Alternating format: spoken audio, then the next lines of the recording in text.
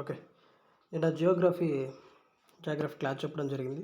Demo class చెప్పాను. వాటి నుంచి కొన్ని ఇంపార్టెంట్ బిట్స్ ఉన్నాయి. అవి చాలా సార్లు ఎగ్జామ్‌లోకి వచ్చినవి. కాబట్టి వాటి మీద కొన్ని బిట్ ప్రాక్టీస్ ఇప్పుడు చేద్దాం. ఓకే. ఇవి కూడా పీడిఎఫ్ కావాలంటే కామెంట్ పెట్టేసేయండి. నేను పర్సనల్‌గా ఆల్రెడీ ఫార్వర్డ్ చేస్తూ ఉన్నా 1 బై 1 ఇవి కూడా చేస్తాను. అంటే కొంచెం రావడం లేట్ అవ్వచ్చు. రావడం మాత్రం పక్కా అనమాట. ఓకే. జియోగ్రఫీ అనే పదం ఎక్కడ నుంచి వచ్చింది? నిన్నటి డెమో క్లాస్ వింటే క్లియర్‌గా ఇవన్నీ ఉన్నాయి. ఇవన్నిటిని ఒకటేసారి మీకు ఫార్వర్డ్ చేస్తాను. అంటే క్లాస్ యొక్క notes PDF bit practice. Okay. Geography అనే పదం ఎక్కడి నుంచి వచ్చింది అంటే ఆన్సర్ వచ్చేసి ఎక్కడి నుంచి వచ్చింది? 2 గ్రీకు పదాల కలయిక. ఇంగ్లీష్ మీడియం వాళ్ళకి ఇంగ్లీష్లో కూడా చూడండి. తర్వాత జియో అనే పదానికి అర్థం ఏంటి అంటే భూమి అని అర్థం. తర్వాత గ్రఫీ అంటే అర్థం ఏంటి అంటే వివరణ లేదా రాయడం అని అర్థం. నిన్న చెప్పాను క్లియర్గా ఇవన్నీ. నిన్న క్లాస్ విన్న వాళ్ళకి ఈజీ అనమాట. తర్వాత భూకేంద్ర సిద్ధాంతాన్ని వివరించింది ఎవరు అంటే టాలమీ అండి. కోపర్నికస్ అనే ఆయన ఏంటి అంటే సూర్యకేంద్ర సిద్ధాంతాన్ని చెప్తాడు. అంటే విశ్వం మొత్తం సూర్యుడి చుట్టూ తిరుగుతుందని కోపర్నికస్ చెప్తే, ఆయనకంటే ముందు టాలమీ ఏమంటారంటే విశ్వం మొత్తం భూమి చుట్టూ తిరుగుతుందని భూకేంద్ర సిద్ధాంతాన్ని చెప్పడం జరిగింది. తర్వాత పురాణాల్లో భారతదేశాన్ని ఏమని పిలిచేవారు? జంబూ ద్వీపం అని పిలిచేవారు. తర్వాత నెక్స్ట్ క్వశ్చన్, గ్రీకులు సింధు నదిని ఏమని పిలిచేవారు అంటే ఇండస్ అని పిలిచేవారు. నెక్స్ట్ క్వశ్చన్, ఇండియో అనే పదానికి అర్థం ఏంటి అంటే ఇది భారతీయులను సూచిస్తుంది అనమాట. నెక్స్ట్ క్వశ్చన్, పర్షియన్లు సింధు నదిని ఏమని పిలిచారు? ఇది ప్రీవియస్ బిట్టు. పర్షియన్లు సింధు నదిని ఏమని పిలిచారు? హిందూ నది అని పిలిచారు. గ్రీకులు వచ్చేసి సింధు నది ఇండస్ అంటే, పర్షియన్లు వచ్చేసి సింధు నదిని హిందూ నది అన్నారు. ఇవి ఇంపార్టెంట్ క్లియర్గా. గ్రీకులకు సంబంధించి పర్షియన్లకు సంబంధించి స్టేట్మెంట్ 1 స్టేట్మెంట్ 2 ఇస్తే అప్పుడు ఇబ్బంది పడతారు కాబట్టి ఇక్కడ పెట్టాను. జాగ్రత్తగా చదువుకోండి. పోను టెస్ట్ బై టెస్ట్ డెప్త్ పెరుగుతుంది. క్వశ్చన్ యొక్క స్ట్రాంగ్ అనేది పెరుగుతుంది. స్ట్రాంగ్నెస్ వస్తుంది. అంటే కష్టం గడవడం మొదలు పెడతాను. ఇది ఫస్ట్ డెమోలు కదా, ఇలాగే ఉంటాయి. తర్వాత ఉంటుంది అనమాట, ముందు ఉంటుంది. తర్వాత భారతదేశం ఏ గోళంలో ఉంది? భారతదేశం ఏ గోళం అంటే ఉత్తర తూర్పు గోళంలో ఉంది. ఎలా సార్ అంటే ఎలా బ్రదర్ అంటే చెప్తా ఉండ్రి. ఇలా అనమాట. ఇక రౌండ్ ఉందా ఇలా ఉంటుందంట. అంటే తూర్పుకు ఇలా తూర్పు, ఇలా నార్త్ అనమాట. ఉత్తర తూర్పు భాగోళంలో ఉంటుంది అనమాట. ఓకే. భారత ఉపఖండం అంటే ఏంటి అంటే ఆప్షన్ చూద్దాం. కేవలం భారతదేశం, భారత్ ప్లస్ దీవులు, భారతదేశంతో సరిహద్దు కలిగిన దేశాలు, ఆసియా దేశాలు. ఆన్సర్ వచ్చేసి సి అండి, ఎక్సెప్ట్ ఆఫ్ఘనిస్తాన్. ఇది గుర్తుపెట్టుకోండి, ఎక్సెప్ట్ ఆఫ్ఘనిస్తాన్. నేను ఇక్కడ కోడ్ చెప్పాను. MBBS pin. Maldives, Bhutan, Bangladesh, Sri Lanka, Pakistan, India, Nepal. ఇవి గుర్తుపెట్టుకోండి. భారత ఉపఖండంలో లేని దేశం అన్న, భారత ఉపఖండంలో ఈ మూడు వచ్చేసి ఇందులో ఇది లేదు అంటే గుర్తుపెట్టుకోవాలి. కాబట్టి ఎంబీబీఎస్ పిన్ అనేది గుర్తుపెట్టుకోండి. తర్వాత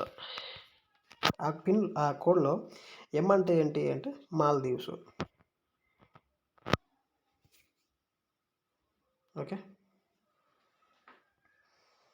చాలా కన్ఫ్యూజింగ్ ఇచ్చామన్నమాట. అన్ని ఎంతో వచ్చేవి పెట్టాం, క్లియర్గా ఉండాలి అనేసి. ఓకే. మాల్దీవ్స్ మనం నేర్చుకోకుండా వెళ్ళేసాం. కోడ్ ఒకటి గుర్తెట్టుకున్నప్పుడు అడుగు డౌట్ వస్తుంది. ఓకే, మలేసియా, మంగోలియా తీసేస్తాం. తర్వాత మయన్మార్, మాల్దీవుల. మయన్మార్, మాల్దీవుల.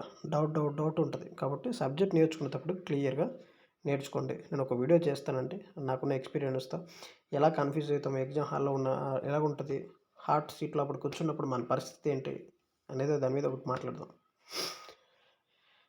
తర్వాత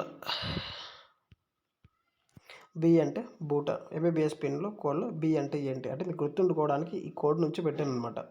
వీళ్ళు అడగడు, ఉపఖండంలో అని అడుగుతాడు అనమాట. ఎంబీబీఎస్ పిన్ కోడ్లో బి అంటే ఏంటి అంటే బంగ్లాదేశ్, భూటాన్. తర్వాత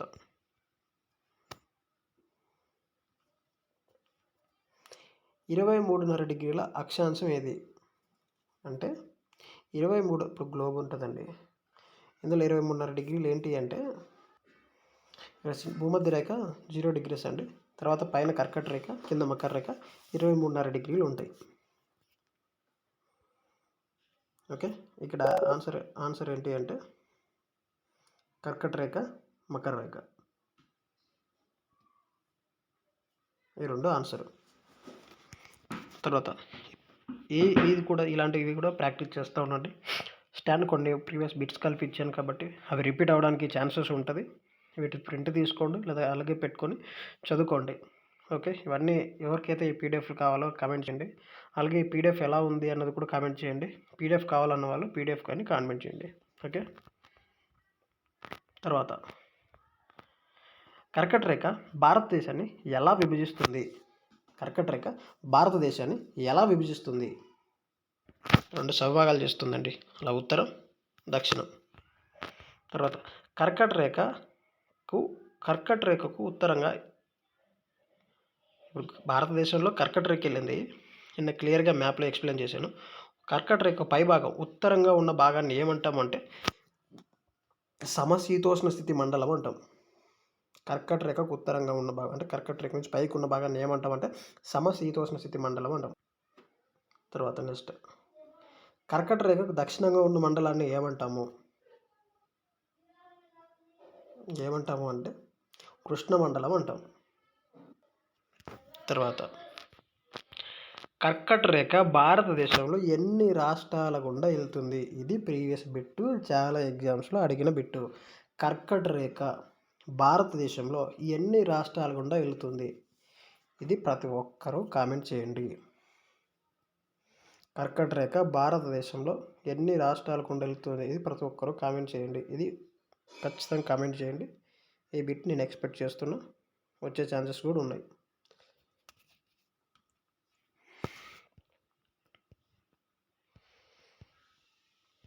ఇది నిన్న కామెంట్ చేయించాను అనమాట.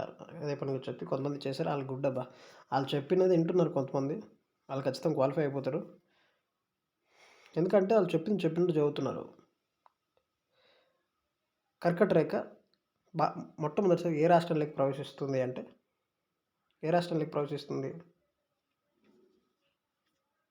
మిజోరాంలోకి ప్రవేశిస్తుంది. తర్వాత నెక్స్ట్ క్వశ్చన్,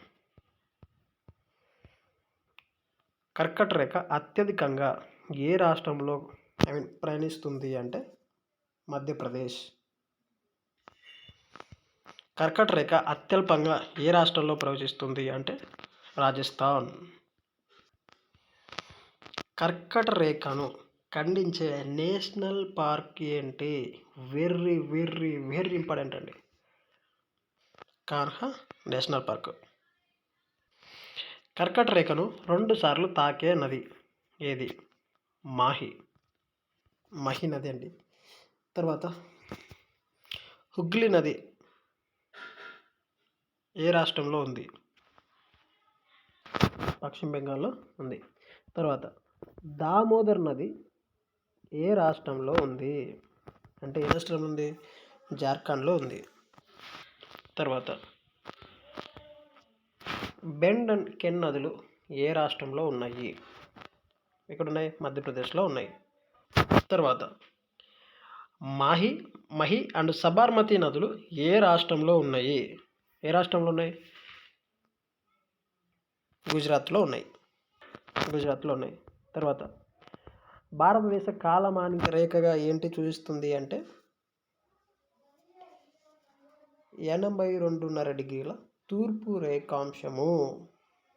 వీటి మీద చాలాసార్లు బిట్ అడిగాడు. ఎలా అని అడుగుతున్నాడు, లేదా ఏ రాష్ట్రాల గుండా వెళ్తుందని అడుగుతున్నాడు, లేదా వీటి మీద ప్రాబ్లమాటిక్ అన్న ఇస్తున్నాడు. కాబట్టి ఈ టాపిక్ మీరు క్లియర్గా చదవండి. వెరీ వెరీ ఇంపార్టెంట్ అనమాట. నెక్స్ట్ ఐఎస్టి రేఖ, ఈ కాలమానిక రేఖ ఎన్ని రాష్ట్రాల గుండా వెళుతుంది? ఇది ప్రీవియస్ బిట్టు, మీరు మళ్ళీ చూసుకోండి, జాగ్రత్తగా చూసుకోండి. ఎన్ని రాష్ట్రాల గుండా వెళ్తుంది? 5 రాష్ట్రాల గుండా వెళ్తుంది. అయితే కర్కట రేఖ ఎన్ని రాష్ట్రాలు? 8 రాష్ట్రాలు. ఈ 82.5 డిగ్రీల తూర్పు రేఖాంశం ఎన్ని రాష్ట్రాలు? 5 రాష్ట్రాలు. ఓకే. తర్వాత ఈ తూర్పు కాలమానిక రేఖ, ఈ రేఖ తూర్పు కాలమానిక రేఖ 82.5 డిగ్రీల తూర్పు రేఖాంశం ఆంధ్రప్రదేశ్లో ఏ నగరం గుండా వెళ్తున్నది? Very very very important previous bit, ఇది చెక్ చేసుకోండి.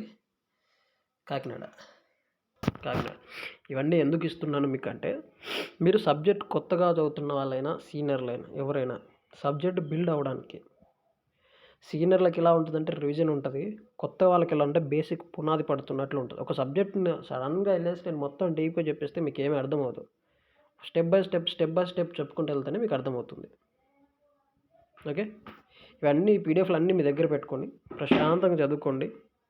ఖచ్చితంగా ఎలా క్లియర్ అవ్వదో చూద్దాం. ఫిలిమ్స్ ఖచ్చితంగా అవుతుంది.